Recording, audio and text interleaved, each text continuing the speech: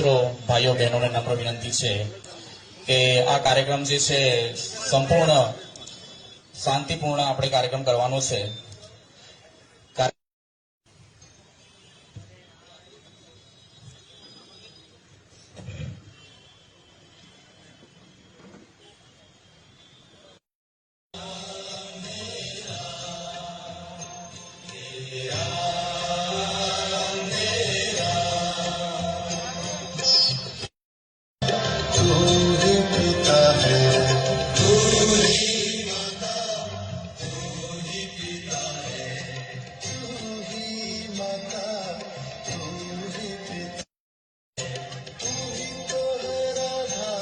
Sure.